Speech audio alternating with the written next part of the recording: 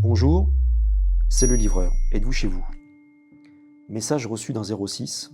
Vous allez être tenté de répondre dans l'urgence ou par simple réflexe, ou peut-être même que vous attendez un colis, comme l'un des 5 millions de Français tous les jours. Sauf que vous êtes sur le point de vous faire avoir.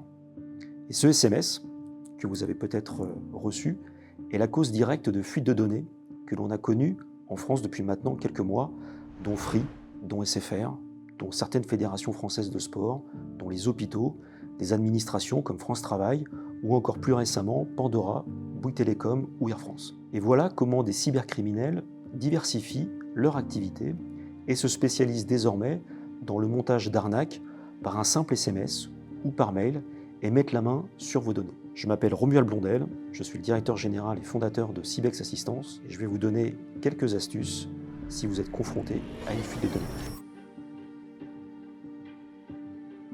Je vais vous expliquer 5 choses à faire si vous êtes concerné par une fuite d'informations. La première chose à faire, c'est d'aller changer son mot de passe. On estime que dès que la fuite de données est connue et officialisée, des cybercriminels sont déjà à l'œuvre en train de vendre cette base de données ou même de l'exploiter. Automatiquement, la première chose que va essayer de faire un cybercriminel dès qu'il a vos données, comme une adresse mail avec un mot de passe associé, c'est de tenter de rentrer dans votre compte pour avoir accès à d'autres informations utiles, avec cette fois la volonté de vous voler de l'argent. Plus vite vous changerez de mot de passe, moins vos données seront exposées. Conseil numéro 2, on s'assure, toujours par rapport au mot de passe, d'une utilisation unique. Souvent, on est tenté d'utiliser toujours le même mot de passe par simplicité ou confort d'utilisation. C'est là une très mauvaise pratique, digne d'un autre temps. Vous allez devoir les changer absolument tous, parce qu'aujourd'hui, avec l'intelligence artificielle ou avec de simples programmes informatiques que l'on peut trouver sur Internet,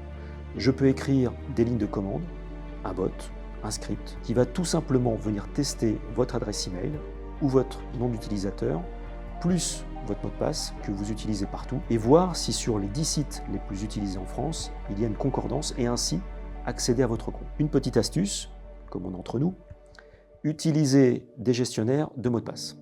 Il existe des outils, plus ou moins gratuits, mais en tout cas très faciles d'utilisation, pour gérer ces mots de passe. Alors si comme moi, vous utilisez des multitudes de services nécessitant à chaque fois un mot de passe différent et que vous n'avez pas de tête pour vous en souvenir, des solutions comme KeePass, ProtonPass ou Bitwarden sont très efficaces et permettent de stocker vos mots de passe en toute sécurité. Troisième conseil, activez le fameux MFA ou 2FA, l'authentification multifacteur. C'est ce code que vous recevez la plupart du temps par SMS pour confirmer un achat sur Internet ou une opération, notamment bancaire. Si on vous le propose, surtout n'hésitez pas une seule seconde, validez l'utilisation de ce procédé. Quatrième conseil, ne cliquez jamais sur des liens reçus par SMS. Par nature, vous ne savez pas d'où ça vient, ni vers quoi cela va vous diriger, et encore moins si le lien n'est pas piégé par un logiciel malveillant qui viendrait à s'exécuter en tâche de fond, même sur un téléphone mobile. Enfin, dernier conseil, on reste hyper vigilant sur les messages reçus, parce que la plupart du temps,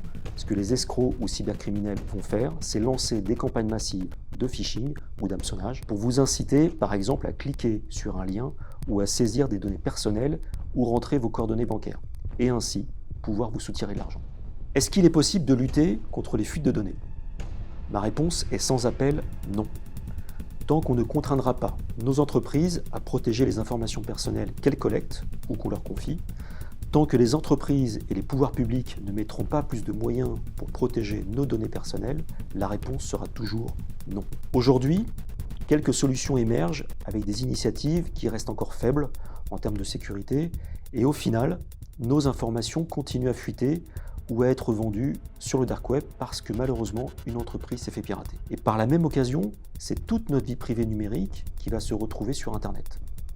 En fait, en 2025, si vous n'êtes pas concerné par un data leak, c'est que vous ne vivez pas dans le même espace virtuel que tout le monde et que vous êtes sur une autre planète. Des escroqueries, nous en traitons chez Cybex Assistance tous les jours. J'ai en tête un dossier assez ancien, mais très intéressant car il reste d'actualité dans le mode opératoire utilisé par les cybercriminels. Il s'agit d'une fraude dite au faux RIB, dont l'origine trouve sa source dans une fuite de données. On est en 2023, un armateur monégasque confie des travaux d'entretien sur l'un de ses yachts à un chantier naval également monégasque. On parle d'une commande de travaux à réaliser sur plusieurs mois et chiffrant à un peu plus d'1 million d'euros. Tout est signé, les travaux débutent, il y a des échanges de mails réguliers entre l'armateur et le conducteur de travaux pour le suivi du chantier. 7 mois après, les travaux sont réceptionnés et la facture est envoyée accompagnée d'un RIB pour que l'amateur puisse procéder au règlement. Le lendemain, un autre mail est reçu par l'armateur s'intitulant « Changement de coordonnées bancaires ». Et il semble émaner du chantier naval ou en tout cas d'un interlocuteur déjà identifié. Et il est demandé de procéder au règlement de la facture en utilisant de nouvelles coordonnées bancaires. L'armateur se conforme aux instructions et règle la facture. Je vous le donne en mille, les fonds ne sont pas reçus par le chantier naval et débute alors une longue investigation pour comprendre où est parti cet argent. Ce que l'on comprendra après plusieurs semaines d'investigation, c'est qu'un cybercriminel a réussi à s'insérer dans des échanges de mails entre l'armateur et le conducteur de travaux par un procédé d'usurpation d'identité que l'on appelle aussi dans notre jargon de l'ingénierie sociale ou encore de l'OSINT, Open Source Intelligence, c'est-à-dire la collecte, l'analyse et l'exploitation d'informations accessibles au public. En changeant juste un caractère dans le nom de domaine de l'adresse mail, ce qui est juste après le arrobase, le cybercriminel a réussi un formidable tour de passe-passe en se faisant passer pour le conducteur de travaux avec une adresse mail quasi similaire à l'original et a inséré son propre RIB pour détourner le règlement, sans que personne ne s'en rende compte.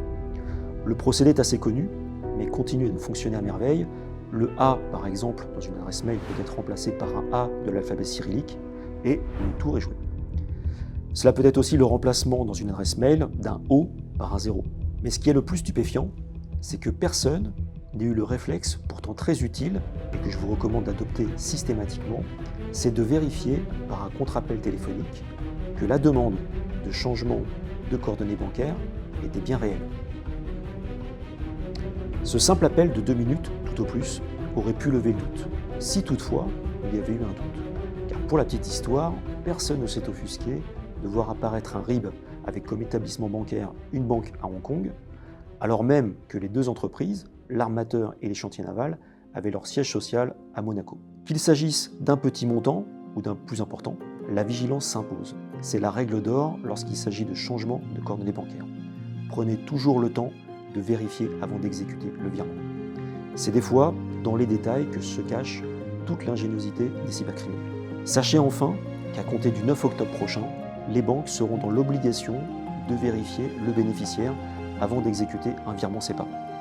Cette vérification s'effectuera par la banque du bénéficiaire qui sera tenue de s'assurer que le nom du bénéficiaire renseigné correspond bien à l'IBAN fourni. Cela devrait réduire considérablement le risque de fraude, mais méfiance néanmoins, les cybercriminels ont toujours une extraordinaire faculté d'adaptation à la fois aux réglementations et aux contre-mesures technologiques.